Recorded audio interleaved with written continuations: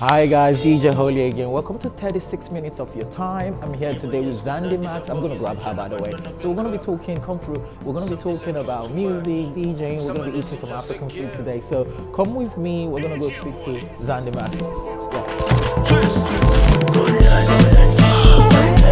Yeah. I'm finally here. Oh my gosh, let me try and stand up so I can reach you nicely. Should I? Yes. Your piano girl is not so tall after all. No, I'm Shimza. How are you? I'm good, how are you? I'm good. How was the You're show on time. last night? It was amazing. I'm on time. You're on time. Yeah, so, I'm proud of you. It's alright. So today I'm with Zandimaz and we're going to be having a lot of conversation today. Just talking about Afrobeats, piano, obviously you're the piano queen.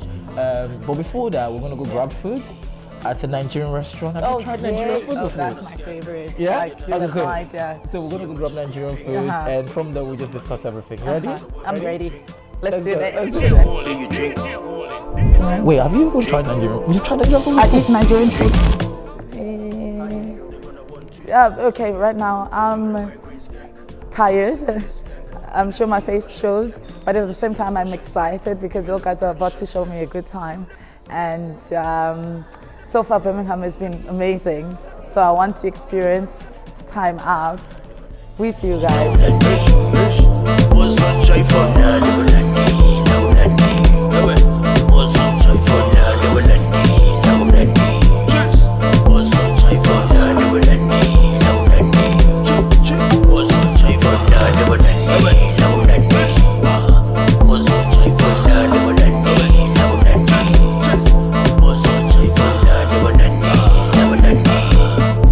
Welcome. Thank you. Oh my gosh, this is so beautiful. Look at this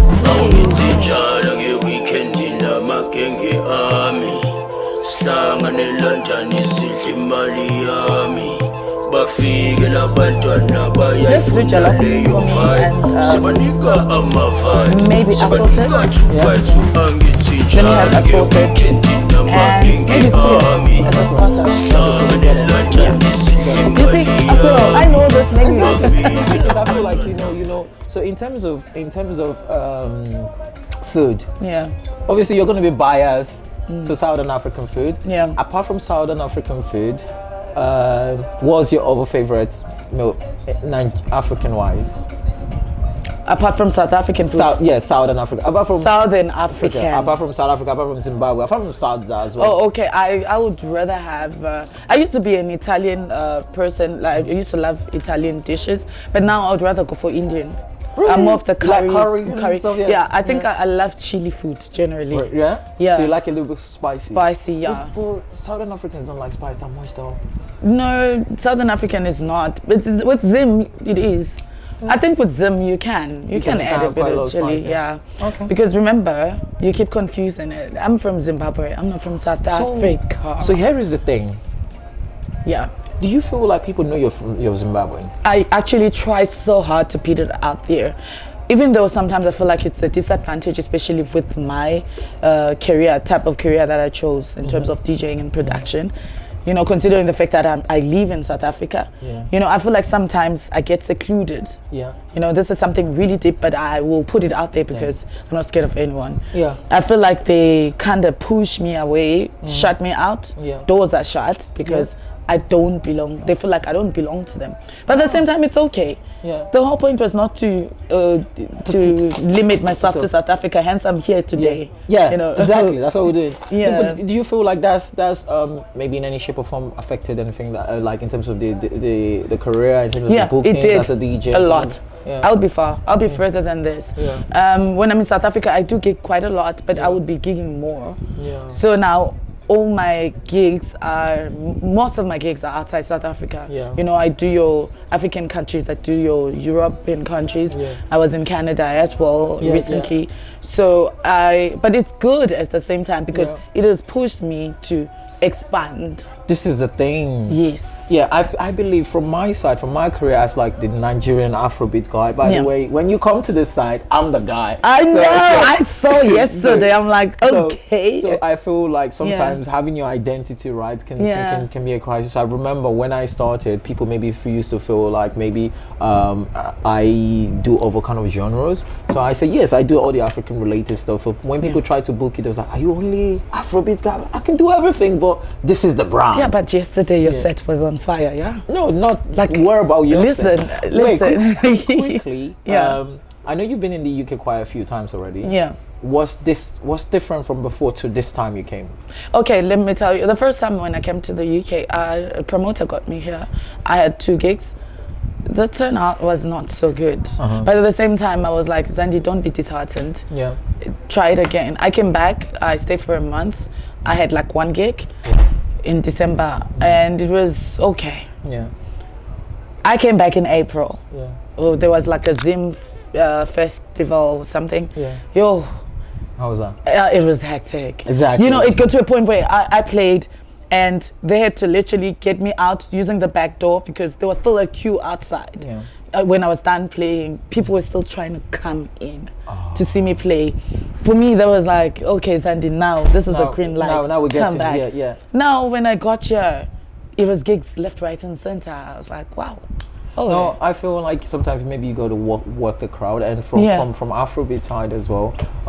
I feel like that's what a lot of the Afrobeat promoters and a lot of the Afrobeat singers have been doing. Yeah. Like if you move to like a certain location, you want to walk the crowd. It might not happen at the first time. You don't want to get disheartened, like you're saying, but you want to like keep pushing it and pushing it. And but no, tell me with Afrobeats, how big is Afrobeats, especially that side? I mean, for the UK, I feel like outside Nigeria, I feel like the biggest market for Afrobeats outside Nigeria is the UK, 100%. Yeah. Now we've conquered the UK. Now we're gonna be trying to like maybe go into America and stuff like that. But yeah, the UK is full on. And then in Birmingham, literally we have our own clubs. We have at least 8. So you're making money. 8 clubs. You are cashing in, my guy. Because word says there's word around that you're the DJ here.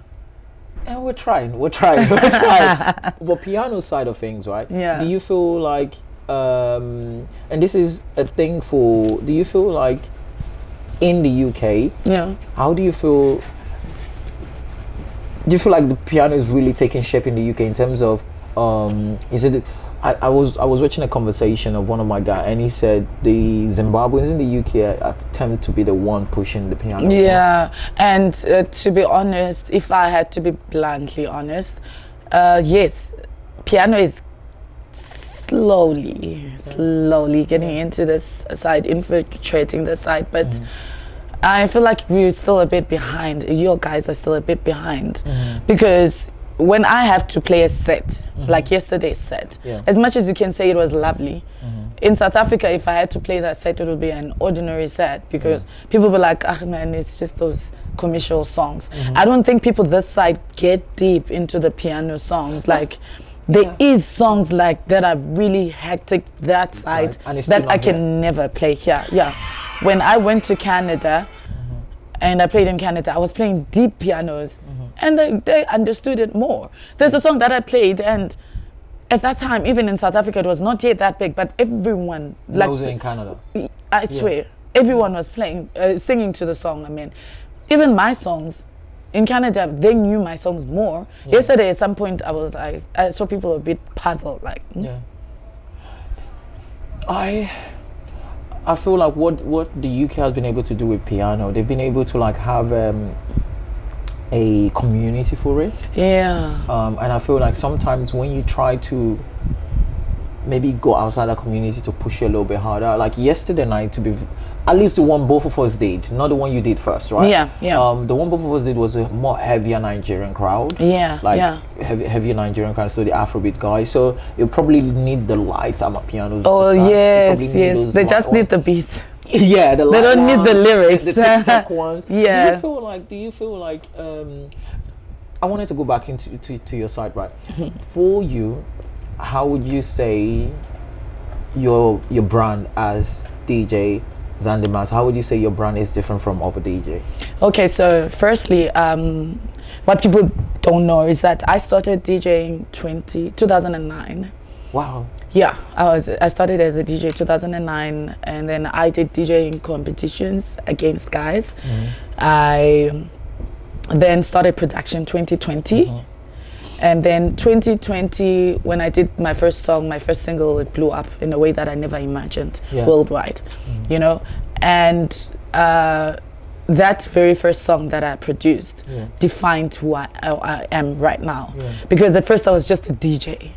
Now then it said to me, Zandi, you are going to be this type of a DJ. You're a lady. And at the time I was already grown. I was like, what, 26, 27, I think. So I was like, I'm going to stick on the mature side, not deep. Don't get me wrong. I don't like deep house, deep piano or anything deep. I don't like it, but soulful. I'm more of a soulful, meaningful. I go with soulful, meaningful, and love mostly, and life experiences. So all of my songs, literally all of my songs, either talk about life experiences, talk about dreams, or love. Because those are things that I can resonate to. You get it. I want one day people to have like a record of best of Zandimaz, and you've got 100 songs that you can still sing along to, and they make even after 20 sense. years, and it makes sense, and you still feel good about it, So I told myself I'm not going to move from that. I could easily just have I do throw in a few beats, but those ones I don't really push. I push songs that have meaning. I've stuck to that. And I feel like it's quite similar with what I've got going on. And for me, it's the branding. I tend to like stick on, make sure it feels good inside me. Exactly. Make sure it feels spiritual. I'm not like, I mean, my name is Holy, but I'm not I'm not super religious. Whatever, like holy, or like holy. I'm not super religious, but I'm very spiritual. And I tend to make sure anything I'm doing in terms of the music, in terms of the DJing, it feels really spiritual. It feels deep. Because I always say to people, if you work on something that you're taking from inside, someone else will receive the same energy. It's the same energy that people receive, you know. So what you feel is probably what someone else will receive as well. So I understand what you mean. So in terms of the music, because we were talking about the music, do you do the productions, or do you do the full-on production? Yes. So, you know, people have I've realized, well, I probably say low-key I am a trendsetter. You know, with a lot of things. At first DJs used not to sing their songs. I probably was one of the first few to sing their own songs, because I write my own songs. I write my own songs. I'm in studio full on. Sometimes I'm not technical, sometimes I am technical. I've got a few producers that I work with. You know, they are under my label, and they're good. Like, you know, they are one of the best producers. So far I'm working with 2 from Zimbabwe. So I'm there. I will literally direct the song from start to finish. Because I want it to be me. You want it to feel. So hence, when you listen to my music, you'll be like, okay, this is Andy. There's literally like similarities to all the songs, because I want people to feel my flavor. Because yesterday I saw you, and it was. I mean, personally, and I know quite a lot about it, but I didn't know you sing all this stuff. You sing quite a lot of your stuff. So when you go on the mic and start singing, I was like, wow, okay, is that what we doing? And you know, I get a lot of Zandi. You need to start recording and singing yourself. I'm like, guys, I'm too much of a perfectionist to a point that I don't think my voice is perfect. But I can be on stage. When you're on stage, no one cares. You just take, now you just take the mic. And I think maybe I need to start tuning it in, you know. One day maybe I will sing.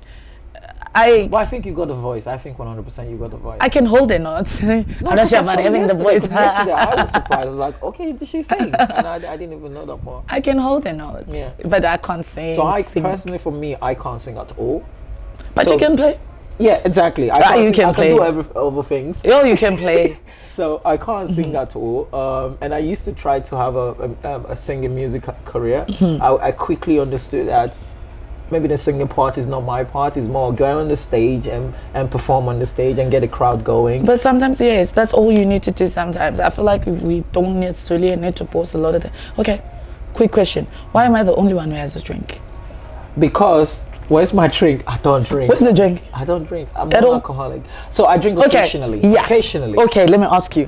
What is it that keeps you sane as a DJ? Everyone has got something that pumps them up. If you're not a drinker, you smoke. I don't smoke. Not at all. Not at all. Okay, before you go on stage, how do you hype yourself up? So, let's Don't lie. Don't lie, because I know I'm an artist. So I'm a spiritual person. You pray. So not necessarily prayers, but I have a spiritual kind of my own moment before I go in. I have to like really feel good and bring the energy together then go. So I don't pray per se, but you say really feel good. What if it's a stressful day and you just fought with your partner, you fought with your parents or your siblings?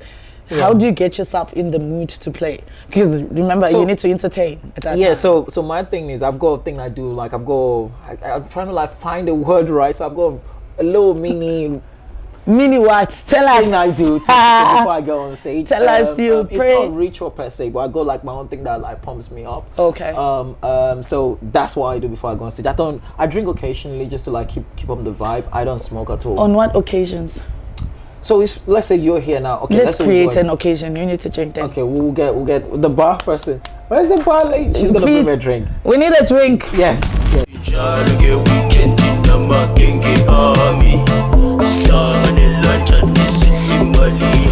Yeah. So food is here. We're eating. Listen, I'm already halfway through. So quickly, because I know you talk about spicy. How spicy is? Is it spicy enough? It's spicy enough. Yeah, I love it. Okay, cool. And I wanted to make sure that So what apart from jollof fries? Because this is jollof fries. So this is jollof rice. We're having jollof fries, and we have white rice.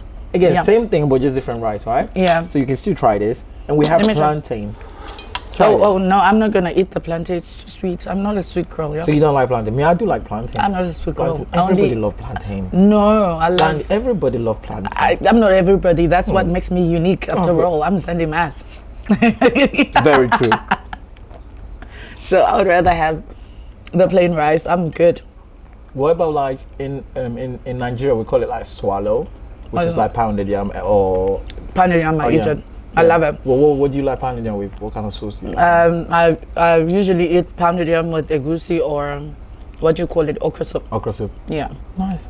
What would you recommend me to try as Southern African stuff, like South Africa or Zimbabwe stuff? What would you recommend me to try? In Zimbabwe, probably pap. That's more or less like pounded yam. It's just that I feel like it's different meal. Is that not called sadza? It is sadza. Oh, I'm saying pap because I'm sorry, because I've been staying in South Africa for so long. Okay, cool. But it's sadza and umbita. That's how we call it. That is your green veggies mixed with beef.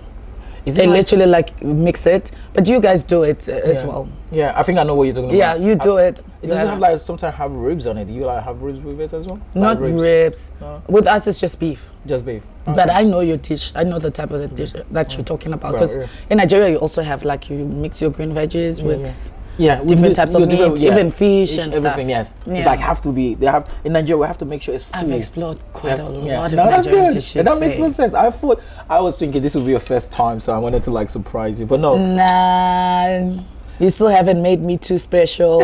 Try something else. But no. So in terms of DJing, and I wanted to really speak about this DJing mainly because you travel a lot. How do you go about? And this is us trying to like I want you to advise other people on this, right? Like other fellow DJs. How do you go about in terms of payment and in terms of people defaulting on payment? It's like you don't want to finish DJing and then they'll be like, we don't have your payment because of whatever. What would you advise other DJs how to avoid not getting paid? So more, Suya, you said you wanted Suya. Suya is coming. Oh yeah. So that's more. Oh, I love this. But don't you use toothpicks to eat it? Yes. Can I? You see? I know. Can I get a toothpick on the table, guys? So you can use fork. Use fork now before. Okay, so how do you? I want to because I feel like a lot of DJs go through this with with promoters and club owners. Maybe you finish DJing and somebody's telling you a story of how to get paid, or you arrive. Imagine I arrive after I've traveled to where I arrive, and my payment is not. Where's my payment? How do we avoid that as a DJ? How do we avoid that? Okay, 1 second. Okay, no, we're here. It's spicy. Welcome. Oh, this is what you need after a hectic night. Okay, so firstly, this is where, as a person or as a DJ, you need to take yourself as a business. Yeah. You take yourself serious enough to be a business. So you have to have a structure. You have to have contracts, first and foremost. When you're getting booked, you have to send your contract through. You know, with everything that you expect as a DJ, to the promoter or to the club owners, whoever that is trying to book you. With my contract, there's a minimum fee that you pay before I even show up. A non-refundable deposit if there's any cancellation from the promoter's side.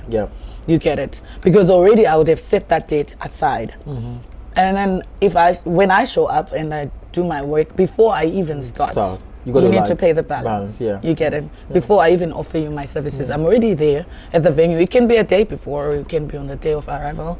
Then you pay. Because when you're starting off, you know, as a DJ, when you're starting off, we've been through that. Every DJ has been through that. Non-payments and all of that. But as you grow as a brand, you need to put certain things in place, because there's a lot that is involved. For you to move, for me to leave my house, I'll tell you, for me to leave my house, there's a lot that I need to put in place, you know. So you need to pay before I even leave. Before I even get. Exactly. I feel like a lot of club owners and promoters, they play around with that quite a lot. And I have a lot of young DJs that do come up and they say, "Oh, holy, how can we maneuver this?" And it's sometimes you be like, okay, can you request your full payment before? But nobody does full payment before. If you it can't be. Also, don't expect full payment, because also if I'm so the other side business that I do as well, I'm not a promoter, but I do gigs. Like I do events. So I would never pay you a full amount. What if I give you all the money and you don't show up? You get it? I've got a funny story. One big promoter, my friend, he said, what if you died? What if you what if you died? That's my Oh wow, that is brutal. I know. But yeah, it's true. So I can't give you everything. I can just guarantee you, like I give you that 50%, but others take 30. Most DJs, most artists take 30. It's just like a guarantee of, okay, here we're serious, we need you. Because I can't say set aside a date and then I can change my mind anytime and decide I'm taking someone else. You know. So then now I want to still stay on the DJ side of things, and I wanted to ask, what's the best this year at least? What's the best performance you've done so far this year? The best what? The festival? Was it a festival? Was it a club gig? Do you like club gigs or festival gigs? Which one do you prefer? Clubs. Clubs. You prefer clubs? Yeah. Clubs are lit. You know, they're lit. Festivals, you've got numbers. But you can't see anyone. Literally, I will be standing on stage. I can't even see a single person because they're all down there. You know, you feel like you're alone on stage and so vulnerable. I feel really vulnerable when I'm alone on stage if it's a festival. If it's a club, you feel like you're in control. Like, listen, guys, I'm here. And it's more there's intimate. Contact. There's intimacy. My best that I've done. You said at least when you enjoyed. Toronto. Yes. Toronto was the best. Oh gosh, I love those people. They are better than the UK in terms of. I'm sorry, I love the UK, but you can't compare the two. No, you can't. Okay, so then back to the music side of things. Would you what is it like any new artists, any new genre you listen to apart from piano, obviously? Definitely. So it's not new. Okay. There's two. There's Tuxin. Tuxin for me, Lala Tuxin is good.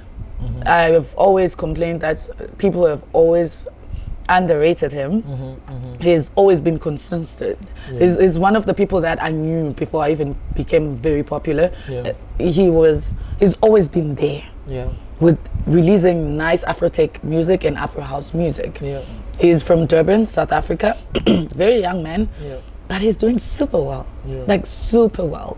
consistent with his work. You can never say Tuxine has failed on this song or whatever. He releases hits and all. He's just not being given the space and the platform in it. But this year, I can bet on it. He's taking the song of the year. Yeah. No. It's called Diplani. Do you know it, Mr. DJ? I want to check him out. I don't know. No, you know it. But you know the song, Iplan. No, I know the song, but the artist, I don't know the artist. Oh, you need to check him out. Yeah. So I'm actually going to be hosting him in Zim for the first time. Yeah. On the 15th of December. Do you live in Zim or do you live in South Africa? I live in South Africa, but I do a lot in Zim. Okay. It's home. Yeah. And then the second one is Vigro Deep. No, Let's give it to Vigro. Yeah, he's just Vigro. On that question, and I wanted us to discuss this, right? I will talk about that in Afrobeat side, and I wanted you to talk about this in piano side. Yeah. Who is that person that's like in the whole piano scene? Who is that person that you feel like he's like he or she is like the guy that go to the front of production piano. or the whole thing, production wise, the whole thing? If I had to be honest, production wise, guys, let's just give it to Kabza. Really? I feel like he evolved everything into. I feel like now the reason why Amapiano stuck, it's because he literally gave us a whole different side of Amapiano. Yeah. And then he's been consistent. He's always tried to improve. When people are thinking Amapiano about to die, he brings something new.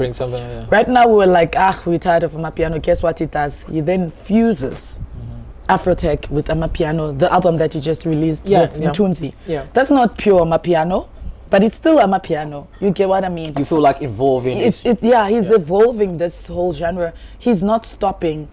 For me, Kabza takes it. Yeah. I do personally, I mean, again, I'm talking from outside the scene, right? Yeah. I would, like, the one person I feel like in piano scene that anything he asks for should be given to him. I don't care if you're a promoter, you book him and he said he wants a whole flat just for himself, just give it to him. It's Maporisa. Yeah. The reason, I'll tell you the reason. Not because of, and as a Nigerian and somebody looking from the outside, not because of the current piano scene. It's just the part from the whole Huru side of things. It's like he's been there so long. Can I tell you something? Go on. Let me just say, I feel like I'm a female version of Maporisa. At some point I will be. You know why? Maporisa is a flavor. Yeah. He's not necessarily the one who, like when I'm saying Kabza is the one who actually does the real production. Yeah. But Maporisa just comes in and just says, this is it. You know, he just adds something. Yeah. There's always just that flavor that he adds and it never goes wrong. I'll tell you the reason I started DJing. I started DJing because, I mean, always wanted to DJ, but I started DJing. The one song that made me start DJing is Konda by Afigizol. That's one song. So from seeing Maporisa in that song to the whole proper Afro house time, then to Moonchild's, what he did with Moonchild Samantha. And also when he was Uhuru. That's my point. So the Canal side was the Uhuru time. Yeah. Then from that to the I don't know how do you say the word of the to the Moonchild side. And then he did now the songs with Wizkid. Then now to piano. It's just the whole legendary thing. Yeah. I just believe anything he asks for. If he asks for 2 million, just give him the 2 million. Give him the 2 million. No, he does. Let's be honest, he does. Because even with the Afro house, Afro pop, he's there. Yeah. Now he sings. He raps. No, so who would you say you, I don't know if you do, like a DJ you look up to, you be like, that's the person, I really like what they do, or... When he's on the decks? For me... in general, really? Shimza. Really? Shimza is the one, like guys. On the decks, that guy is the beast. I know, I like him. Yeah, Shimza is the beast. I love black coffee as well, don't get me wrong. But Shimza, I know. I think I like Black Coffee a lot because of what he represents for the whole scene, and I really like his journey into like from just being the South African guy into like the whole world. He can compete with somewhere like David Guetta and everybody, and I just like what he represents. It's just amazing. Yeah, it's just crazy. Black Coffee is good. Yeah. He's good. I feel like he's just set a mark, and everyone else is just trying to get at least where he is. Yeah. But Shimza. Yeah. Shimza is the one. On the deck, Shimza is the one. Yeah. You know, he plays with effects. Effects can be noisy. Sometimes I always say DJs, they sometimes calculate everything. Shimza knows the timing. The right timing to use it. To use effects, everything. Yeah. Shimza can play an Amapiano thinking, what do you call it? I almost said voice note. Amapiano vocals. Yeah. And, you know, an Afrotech beat. He's there. That boy is in love with music. He lives and breathes music. On the decks is fire. Yeah. If you go to his shows, you will be like, wow. Yeah. The whole time I'm always like on I forget to even dance. I'll be like, how the hell does this guy do this? And now for you, for somebody that's not really familiar with what you do, how would you say one thing you will give them to, like, this is what, when you see me, when you see Zandimaz, this is who I am, this is how you should address me, this is why I feel like, what would that be? How would you describe yourself, like, intimately? Oh, okay, so Zandimaz, first and foremost, I love discipline. I'm a crazy person. I've got a very crazy side. I'm wild. But my wildness it's okay. I like my brand very clean. So far, I don't think there's anything that has ever tainted my brand. I've always guarded it with everything I have. So even with association with other artists, I kind of keep it very clean. I don't like groups. You know, with this industry, especially in South Africa, most artists will be hanging around together and doing stuff together, but at the end of the day, they don't like each other. They don't, and it's not even a secret, because you sit with this one, they're talking about the other one, but the next week they're sitting together pretending as if they're friends. So I stay clear. I stick to my clique, and those are my people, which is my family and my very close friends. And my workmates, the ones that I work with, is Zandimaz Records. So I want people to see me as that girl. At the same time, they think it's intimidating, but I'd rather be that girl that's seen there, as if I'm isolating myself, but it saves me from a lot of stress. I don't want drama. I hate drama, but I love respect. I don't want to be treated as a woman as well in the industry. I just feel, go on. You know, when I was talking about, you were busy asking me about DJs and stuff, I'm sure you saw I did not even try and talk about a woman. I love and respect the women in the industry. A lot of them are doing so great. But I see myself with the guys more than with the girls. You know, I want to do what the men do. I have a record label. I want to probably be the largest record label in Africa owned by a woman. Oh, beautiful. You get it? Solely owned by a woman. So I am trying so hard to treat myself as a company and also as a human being, not really saying I'm a woman. I'm both a woman and a man. And I deserve respect. That's it. So I wanted to ask, I know we talked about a lot of music today, we'll talk about everything to do with DJing today. I wanted to ask, apart from DJing, what else do you do? I know some of them, but I wanted you to like really tell the audience, what else do you do? I'm literally a beauty with brains that I can boast about. So I'm a lawyer by profession. So I'm not practicing because I chose not to, but I'm using the knowledge I have to run my company. I own a record label, as I mentioned. I have a few businesses. I'm an ambassador for official range. I'm opening my own stores soon in Zim for the official range. Yes, and also for clothing line that we're working on. I'm a mother, a proud mother of a 5-year-old. Oh, nice. Yes, a family woman. Let's just say a family woman. I'm a producer. So that's the part that also people are missing out. I'm into production as well. And lastly, we're gonna round up now. We've gone through some food. I know you've not finished your food. We're gonna do. I am taking this home. So, how do you feel about the Nigerian food? I know you know about Nigerian food before. How do you feel about this one here? How do you feel about? So the restaurant is called Onye restaurant, by the way. Onye. Yes, Onye. And it's a traditional name. I wanted the restaurant to have an authentic feel to it, and that's the goal for it. It's a name from my side of Nigeria. I'm Igbo. I don't know if you know that. Are you Igbo? Yes, I'm Igbo. I thought you were Hausa. No, why? My skin color screams Igbo. Oh, what? Igbos are fairer skins. No, so Hausas are darker. Yes, Hausas are darker. I didn't know. I thought Hausas were gentle. Igbo men are very harsh. So I heard. No, I think the good thing people say about Igbo men is like we're generous. Yes, That's it. generous, yes, but harsh as well. Probably. I think they've got this thing. Yeah. Like, No, I I'm agree. Igbo. I'm an Igbo man. Yeah, you know. it's like the Yeah. You don't have to say, but we get it. Yeah, I don't know how to explain it, but I'm sure you get it. I haven't said Well, it. no, and don't get me wrong. I've never dated a Nigerian man, but most of my friends are married to Nigerian men, guys. yeah. So that's why I've learned all these dishes because they know even how to cook, and I've also tried to learn how to make a few dishes. Yeah. And yeah, this was amazing. I swear, I am packing this. I'm packing that. Yeah. I know you Because- say you don't eat plantain. I'll No eat this plantain. one. I'll take no, this one to my side. But I'm taking the plain rice as well. No problem. You know, I'm gonna eat at least for 3 days because 3 more days because I'm going back to Africa in 3 days. Listen, I've been stuffed. Yeah. I've been stuffed for a whole week because I feel like the food this side it's not it. The UK don't have food. No, it's not it. You gotta go. You gotta go like on an authentic side. You do. Yeah, no. The only dish I enjoyed was a Nigerian dish again that I had in London, but it wasn't as good as this one. Oh, thank you. I don't want to lie to you. It wasn't. Today I literally felt like I'm at home. Yeah.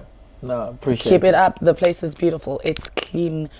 It's saying hello. I'm home.